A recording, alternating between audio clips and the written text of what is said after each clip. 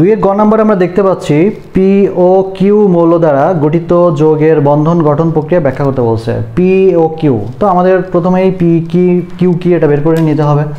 তো দেখ 2 গ নাম্বার, প্রথমে আমরা চলে যাই পি জিনিসটা আসলে কি, কোন মৌল, এটা আইডেন্টিফাই করতে হবে। তো পি এর কি দেয়া আছে, ইলেকট্রন সংখ্যা দেয়া আছে, ইলেকট্রন সংখ্যাও যা তার প্রোটন সংখ্যাও তাই। আর প্রোটন সংখ্যা যদি আমরা বের করতে পারি তাহলে কোন মৌল সেটা অনায়াসে বের করতে পারবো। দেখ পি যেটা ইলেকট্রন আছে 1 2 3 4 5 6 7 8টা ইলেকট্রন আছে, 8টা ইলেকট্রন বিশিষ্ট যে মৌলটা সেটা আর কেউ নয় আমাদের অক্সিজেন বাবাজি। এরপর কিউ আছে, কিউ মৌলটা, কিউ এর মধ্যে কয়টা ইলেকট্রন আছে দেখ 8 আর 2 10 আর 1 11টা আছে, 11টা আর কেউ না, সে হচ্ছে আমাদের সোডিয়াম 11। তো এখন বলছে এই মৌল দ্বারা বন্ধন গঠন প্রক্রিয়া ব্যাখ্যা করো। দেখ এর আগে আমরা সমযোজী বন্ধন কিভাবে গঠিত হয় সেটা ব্যাখ্যা করছি। আর এইটা যেটা আছে দেখ একটা ধাতু, এটা হচ্ছে কি ধাতু, এটা হচ্ছে অধাতু। তো ধাতু এবং অধাতুর মধ্যে ইলেকট্রন আদান প্রদানের মাধ্যমে যে বন্ধন গঠিত হয় তাকে বলা হয় আয়নিক বন্ধন। অর্থাৎ তোকে আয়নিক বন্ধনটা শেখা লাগবে। তো আমি যদি এই বন্ধনটা শিখাই দেয় আয়নিক বন্ধনটা, তাহলে আয়নিক বন্ধন রিলেটেড যত প্রশ্ন আছে সবই কিন্তু করে ফেলতে পারবি, কোনো সমস্যা নাই। তো দেখ আমি একটা শিখাই দিই তোদের আয়নিক বন্ধন কিভাবে গঠিত হয়। দেখ প্রথমে আমরা একটু আয়নিক বন্ধনটা কি সেটা আমরা একটু বুঝি। যে ধাতু ও অধাতুর মধ্যে, ধাতু ও অধাতুর মধ্যে ইলেকট্রন আদান প্রদানের মাধ্যমে, আদান প্রদান অর্থাৎ একজন দেবে আর একজন গ্রহণ করবে, আদান প্রদানের মাধ্যমে যে বন্ধন গঠিত হয়, যে বন্ধন গঠিত হয় তাকে ড্যাশ ড্যাশ ড্যাশ ড্যাশ বলে। আচ্ছা, এটা হচ্ছে আয়নিক বন্ধন। তো এটা ধাতু এটা অধাতু, একজন ইলেকট্রন দেবে আর একজন ইলেকট্রন গ্রহণ করবে। ওকে, দেখি এটার মধ্যে কিভাবে গঠিত হয়। দেখ সোডিয়াম যখন ইলেকট্রন বিন্যাস আমরা করব 1s2 2s2 2p6 3s1। আচ্ছা, এরপর অক্সিজেনের ইলেকট্রন বিন্যাস আমরা যদি করতে চাই 8 1s2 2s2 2px 2py 2pz 2 1 1। আচ্ছা, এখন যে ব্যাপারটা ঘটে দেখ অক্সিজেনের ইলেকট্রন আছে 6টা, তার মানে 2টা ঘাটতি আছে, ঘাটতি। আবার সোডিয়ামের ক্ষেত্রে দেখ এই কক্ষপথে ইলেকট্রন আছে 8টা, এই কক্ষপথে ইলেকট্রন আছে 1টা। এখন সবারই ধান্দা কি নিষ্ক্রিয় গ্যাসের মতো তার পার্শ্ববর্তী নিষ্ক্রিয় গ্যাসের মতো ইলেকট্রনের সর্জন করবে। তো এইখানে দেখ শেষ কক্ষপথে একটা ইলেকট্রন আছে, তার নিষ্ক্রিয় গ্যাসের মতো ইলেকট্রনের সর্জন করার জন্য তার কি দরকার, 7টা ইলেকট্রন দরকার। অথবা সে যদি এই ইলেকট্রনটা বের করে দিতে পারে তার পূর্বে দেখ 8টা ইলেকট্রন হয়ে গেছে। তার মানে সোডিয়াম তখন দেখবে যে আমার কোনটা সুবিধা, আমি ইলেকট্রন 7টা নিব নাকি একটা ইলেকট্রন বের করে দেবো। তো তখন সে চিন্তা করবে হ্যাঁ আমার একটা ইলেকট্রন যদি আমি বের করে দিতে পারি তাহলে আমার জন্য সহজ হচ্ছে। তো তখন কি করে এই সোডিয়ামটা তখন এর সাথে বিশ্বাসঘাতকতা করে একে বের করে দেয়। দেখ সোডিয়াম যখন একটা ইলেকট্রন বের করে দিল তখন সোডিয়াম প্লাস হয়ে যায়, সোডিয়াম প্লাস, এবং ইলেকট্রন বিন্যাস হয় 1s2 2s2 2p6। অর্থাৎ কার মতো হয় দেখ, কার মতো দেখতে, এটা হিলিয়ামের ইলেকট্রন বিন্যাসের মতো হয়ে যায়। অর্থাৎ প্রত্যেকটা মৌল তার ঠিক পার্শ্ববর্তী যে নিষ্ক্রিয় গ্যাস আছে তার মতো সবসময় অর্জন করতে চায়। সবসময় এরা দৌড়াদৌড়ি পারে কিভাবে নিষ্ক্রিয় গ্যাসের মতো অর্জন করা, ইলেকট্রন বিন্যাস অর্জন করা যাবে। ঠিক অপর দিকে দেখ এই যে অক্সিজেন আছে, অক্সিজেনের 2টা ইলেকট্রনের ঘাটতি আছে না, এই 2টা তখন কি করবে, এই 2টা তখন কীভাবে ঘাটতি পূরণ হবে। এই যে সোডিয়াম আছে, একটা সোডিয়াম একটা দেবে আর একটা সোডিয়াম আর একটা দেবে, অর্থাৎ দুইটা সোডিয়াম যখন কি করবে একটা করে ওকে ইলেকট্রন দেবে তখন তার এই ঘাটতিটা পূরণ হয়ে যাবে। তো তখন কি করবে, এই যে অক্সিজেনটা রয়েছে এই অক্সিজেনটার 2টা ইলেকট্রন কি করবে, গ্রহণ করবে। অক্সিজেন গ্রহণ করলে O2- হয় এবং এইখানেই দেখ 1s2 2s2 2p6, অর্থাৎ এও হিলিয়ামের মতো ইলেকট্রন বিন্যাস অর্জন করতে পারে। অর্থাৎ এ যদি 2টা ইলেকট্রন মানে একটা করে ইলেকট্রন দেয়, যদি 2টা হয় 2টা মৌল হয় তাহলে একটা করে ওকে 2টা ইলেকট্রন দিয়ে দেবে। এরা সবাই কি করবে, নিশ্চয়ই মতো ইলেকট্রন বিন্যাস অর্জন করবে, তখন তারা কি করবে, একসাথে সুখে শান্তিতে বসবাস করবে। তো আমরা যদি দেখি দেখ, আমরা যদি ডায়াগ্রাম আঁকাই, তো এইগুলোর ক্ষেত্রে ডায়াগ্রাম আঁকানো শিখতে হবে এবং ডায়াগ্রাম ছাড়া কিন্তু তোরা ফুল মার্কস পাবি না। তো দেখ একটা সোডিয়ামের যদি আমি একটা ডায়াগ্রাম আঁকাই, এর কক্ষপথ আছে কয়টা, 3টা, 2টা 3টা। ওকে, তিনটা। প্রথম কক্ষপথে আছে ইলেকট্রন দুইটা, দ্বিতীয় কক্ষপথে ইলেকট্রন আছে আটটা, আটটা, আটটা। তৃতীয় কক্ষপথে ইলেকট্রন আছে কয়টা? একটা। ওকে, এটা হচ্ছে আমার সোডিয়াম। এবার অক্সিজেনের একটা ডায়াগ্রাম আঁকা। কক্ষপথ আছে মাত্র দুইটা। ওকে, এই কক্ষপথে আছে দুইটা, এই কক্ষপথে আছে 1 2 3 4 5 6 7, কত? 1 2 3 4 5 6 হয়ে গেছে তো। আচ্ছা, এখানে এই যে দুইটা ইলেকট্রন আছে, এই দুইটা ইলেকট্রন আমি সিঙ্গেল সিঙ্গেল এখানে দেখাইলাম, অর্থাৎ এখানে একটা ইলেকট্রন দরকার ওর, এখানে একটা ইলেকট্রন দরকার। তো এইখানে আরেকটা সোডিয়াম আমি যদি আঁকাই, আরেকটা সোডিয়াম কই? সোডিয়াম কই? এই যে কক্ষপথ তিনটা, 1 2 3। তো শেষ কক্ষপথে ইলেকট্রন আছে কয়টা? এখানে একটা আছে। এখানে আছে কয়টা? আটটা আছে, আটটা, আটটা, আটটা। এখানে আছে দুইটা। আচ্ছা, এটাও একটা সোডিয়াম, এটা একটা অক্সিজেন। ওকে, এখন খেয়াল কর, এই যে অক্সিজেনটা আছে, এই অক্সিজেনের ইলেকট্রন ঘাটতি আছে দুইটা। তো কি করবে? এই যে ইলেকট্রনটা আছে, এই ইলেকট্রনটা কি করবে? একটা এসে এখানে দিয়ে দেবে, এখানে দিয়ে দেবে। আবার এই যে আরেকটা, এই পাশে যে আরেকটা ইলেকট্রন আছে, এই ইলেকট্রনটা একে দিয়ে দেবে। যদি একে দিয়ে দেয় তাহলে কি ঘটনা ঘটতেছে দেখতো, এর 8টা ইলেকট্রন হয়ে যাচ্ছে না? 1 2 3 4 5 6 7 8, অক্সিজেন 8টা হয়ে যাচ্ছে। আবার এদেরও কি 8টা হয়ে যাচ্ছে না? এইটা যদি, এই কক্ষপথটা যদি নাই হয়ে যায়, তাহলে তার আগের কক্ষপথে দেখ 8টা করে হয়ে গেছে, 8টা করে হয়ে গেছে। তো এইভাবে তারা কি করবে? একটা উভয়ই হিলিয়ামের মতো ইলেকট্রন বিন্যাস অর্জন করে তারা একটা বন্ধন গঠন করবে, যেটাকে বলা হবে আয়নিক বন্ধন। তো সেই যৌগটার নাম কি একটু পরে দেখতেছি আমরা। এবার দেখ, এইটা যখন এটা বন্ধন গঠন করে তখন এটা দেখতে কেমন হয়? এইটা কেমন হয় দেখতে? এর কক্ষপথ তখন কয়টা হয়ে যায়? দুইটা হয়ে যায়, দুইটা। তো এই কক্ষপথে আছে ইলেকট্রন দুইটা, এই কক্ষপথে ইলেকট্রন আছে কয়টা? আটটা, আটটা, আটটা। তাহলে এইটা হচ্ছে একটা প্লাস হয়ে যায়, হ্যাঁ, একটা প্লাস। এরপর কি? অক্সিজেন। অক্সিজেনের কক্ষপথ আছে দুইটা, দুইটা। তো কক্ষপথে এখানে ইলেকট্রন আছে, এখানে ইলেকট্রন আছে হচ্ছে ওর দুইটা, এখানে আছে আটটা, এখানে আটটা কিন্তু হয়ে গেছে অক্সিজেনেরও, হ্যাঁ, এখানে কিন্তু 2 মাইনাস। আচ্ছা, এখানে আরেকটা কি আছে? অক্সিজেন আছে। এর কয়টা কক্ষপথ আছে? দুইটা। এখানে আছে কয়টা? দুইটা। এখানে আছে আটটা, আটটা, আটটা, আটটা। এখানে আছে একটা প্লাস। তো এরা যে মিলিয়ে যে যৌগটা গঠন করে সেইটাই হচ্ছে আমাদের N2O, অর্থাৎ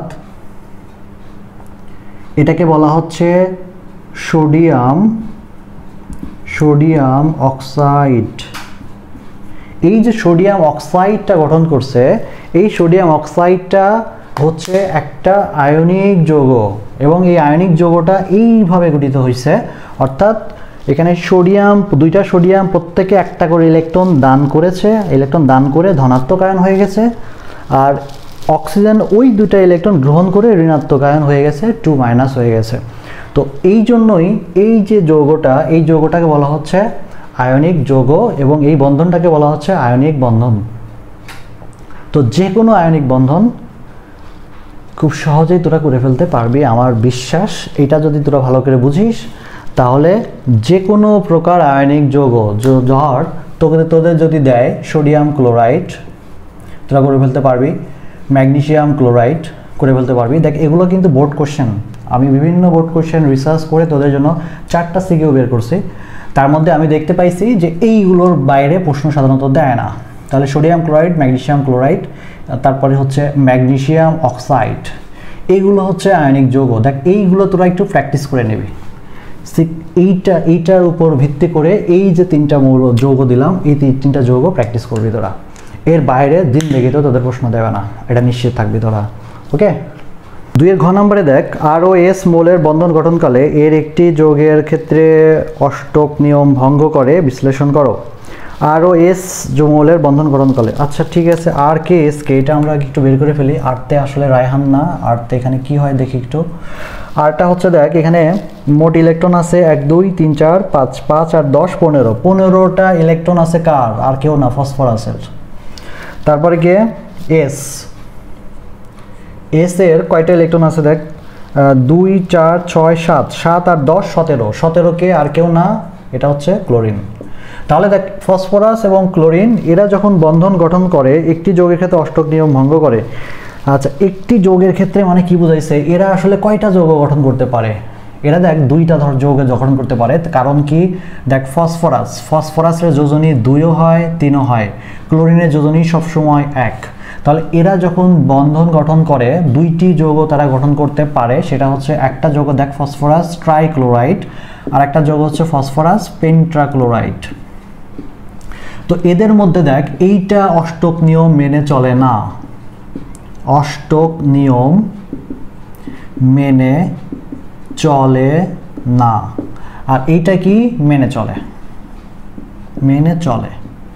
তো এখন একজন মেনে চলে না আর একজন মেনে চলে, কিভাবে কি ঘটনার কারণে এটা হয় সেটা আমাদের খুঁজে বের করতে হবে।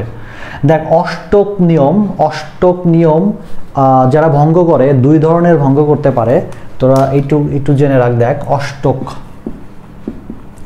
অষ্টক যারা মানে না তার মধ্যে দুই ধরনের আছে। একটা হচ্ছে বলা হয় অষ্টক সংকোচন, আর একটা নাম হচ্ছে অষ্টক সম্প্রসারণ। দেখ অষ্টক সংকোচন এদের হচ্ছে শেষ কক্ষপথে 8টির চেয়ে কম ইলেকট্রন থাকে। কিরকম দেখ, বেরিলিয়াম ডাইক্লোরাইড, বোরন ট্রাইক্লোরাইড, এদের শেষ কক্ষপথে দেখবি এই যে বোরনের যদি চিন্তা করিস, বেরিলিয়ামের যদি চিন্তা করিস, এদের শেষ কক্ষপথে 8টার চেয়ে ইলেকট্রন কম থাকে। এদের অষ্টক সংকোচন ঘটে, অর্থাৎ এরা অষ্টক নিয়ম মেনে চলে না। আচ্ছা, অষ্টক সম্প্রসারণ হচ্ছে 8টির চেয়ে ইলেকট্রন বেশি থাকবে, অর্থাৎ যে সকল শেষ কক্ষপথে 8টির চেয়ে ইলেকট্রন কি থাকবে, বেশি থাকে। কিরকম দেখ, তার মধ্যে একটা আছে ফসফরাস পেন্টাক্লোরাইড, ফসফরাস পেন্টাক্লোরাইড বা SF6। এদের কি দেখবি ইলেকট্রন বিন্যাস করলে পাওয়া যায় কি 8টির চেয়ে ইলেকট্রন বেশি থাকে। এখন দেখ তোদের আমি এইটা কেন দেখাচ্ছি বলতো, এই জন্যই দেখাচ্ছি, তোর এখানে প্রশ্ন আসছে ফসফরাস ট্রাইক্লোরাইড পেন্টাক্লোরাইডের উপর। যদি তোর এই প্রশ্নটা দেয়, এইটা দেয়, এটা দেয়, যে কোনোটা দিতে পারে না। সবগুলোর ক্ষেত্রে তুই যদি একটা নিয়ম জানিস সবগুলো করে ফেলতে পারবি, ঠিক আছে? তোকে একটা প্রশ্ন আমি শেখাই দিচ্ছি, এইটার মাধ্যমে তুই আরও 4-5টা সৃজনশীল সলভ করে ফেলতে পারবি। তো দেখ এইটার ক্ষেত্রে 8টার চেয়ে ইলেকট্রন বেশি থাকার কারণে অষ্টক নিয়ম মানলো না, এইটার ক্ষেত্রে 8টার চেয়ে ইলেকট্রন কম থাকার কারণে অষ্টক নিয়ম মানলো না। তো এইটার ক্ষেত্রে আসলে দেখ এইটা মেনে চলে, কিন্তু এইটা 8টার চেয়ে ইলেকট্রন কি থাকে, বেশি থাকে। এটা হচ্ছে অষ্টক সম্প্রসারণ। অষ্টক সম্প্রসারণ অর্থাৎ এইখানে এই যে দেখ এখানে দিয়ে দিছি অষ্টক সম্প্রসারণ। তো চল এবার দেখি আমরা অষ্টক সম্প্রসারণ জিনিসটা কিভাবে হয়।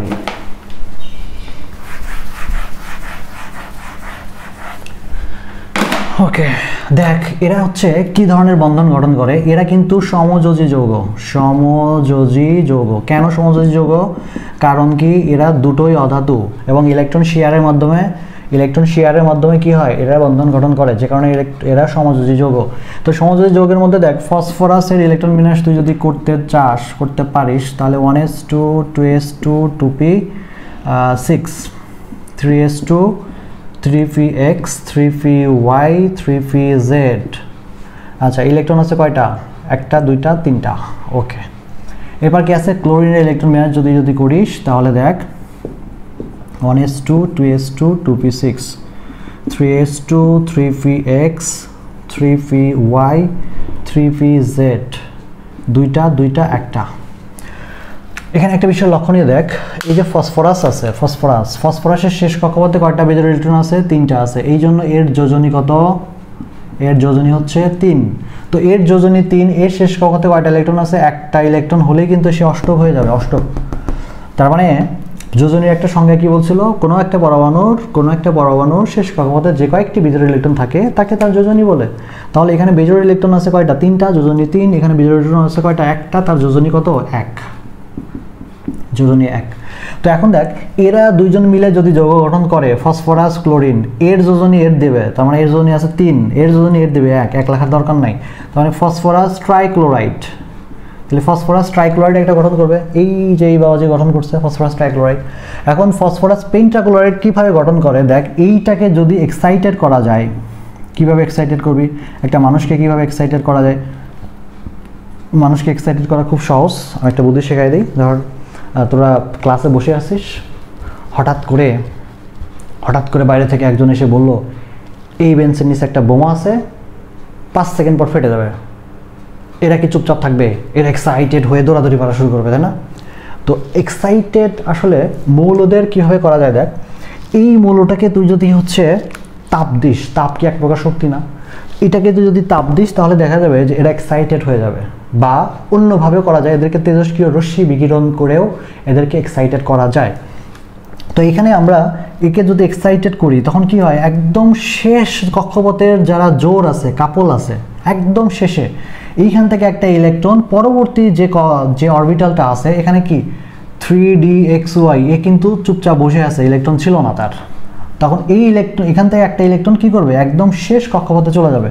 তখন তার ইলেকট্রন বিন্যাস দেখতে এরকম হবে 1s2 2s2 2p6, 3s এ একটা ইলেকট্রন যাবে, 3px হবে, 3py হবে, 3pz হবে, 3dxy হবে। তাহলে এখানে একটা করে ইলেকট্রন তো আগেই ছিল, আর এখান থেকে একটা ইলেকট্রন এখানে এসে এটা হলো। এখন দেখ শেষ কক্ষপথে বেজোড় কয়টা ইলেকট্রন আছে, 1 2 3 4 5 না, তার মানে এইটার বেজোড় যোজনী কত হবে, 5 হয়ে যাবে, 5।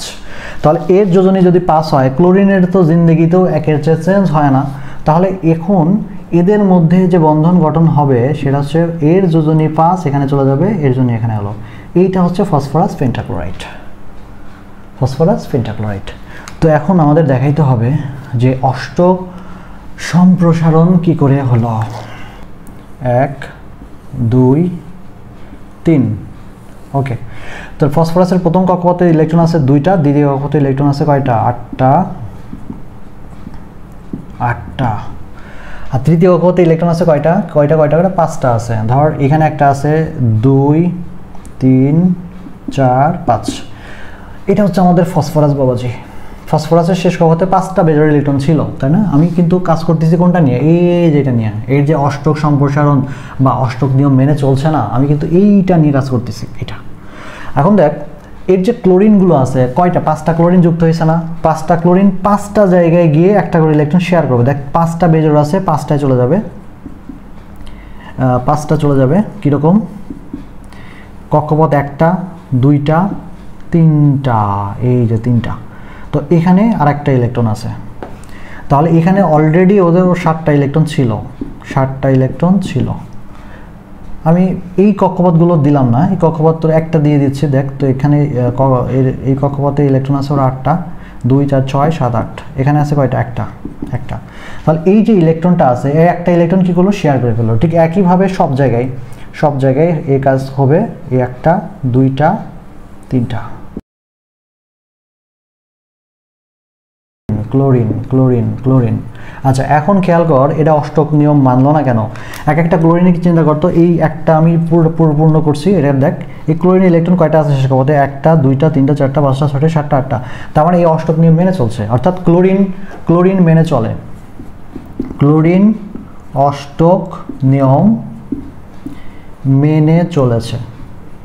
ওকে, ক্লোরিন নিয়ে আমাদের কোনো অভিযোগ নাই। অভিযোগটা কোথায় দেখ, ফসফরাসের ক্ষেত্রে চিন্তা করে। এবার ফসফরাস এখানে আছে, ফসফরাস শেষ কত ইলেকট্রনটা গুণ, এবার দেখ 1টা 2টা 3টা 4টা 5টা 6টা 7টা 8টা 9টা 10টা, থাকার কথা কয়টা, 8টা, কিন্তু ইলেকট্রন আছে কয়টা, 10টা। তাহলে 8টার চেয়ে ইলেকট্রন যদি বেশি থাকে সেটাকে কি বলা হয়, অষ্টক সম্প্রসারণ। অর্থাৎ এখানে ফসফরাস অষ্টক নিয়ম মেনে চলেনি এবং অষ্টক কি হয়েছে, সম্প্রসারণ ঘটেছে। তো এইটাই তোদের জানতে চেয়েছে যে এর মধ্যে একটি অষ্টক নিয়ম মেনে চলে না, তার মধ্যে এই দুটার মধ্যে এইটা অষ্টক নিয়ম মেনে চলে না, এবং কেন এই ডায়াগ্রামটা তোদের অবশ্যই আঁকাতে হবে। তো এই রিলেটেড যদি তোদের অন্য প্রশ্ন দেয়, যেমন SF6 যদি দেয়, সেক্ষেত্রে এরকম ডায়াগ্রাম আঁকায় তোরা দেখাই দিবি যে অষ্টক 8টার চেয়ে ইলেকট্রন বেশি আছে। বা আবার বেরিলিয়াম ডাইক্লোরাইড বা বোরন ট্রাইক্লোরাইড যদি দেয়, সেক্ষেত্রে তোরা ডায়াগ্রাম আঁকায় দেখা যাবে যে 8টার চেয়ে ইলেকট্রন কম আছে। তো আমার মনে হয় এইটা নিয়ে তোদের আর কোনো প্রবলেম থাকার কথা না।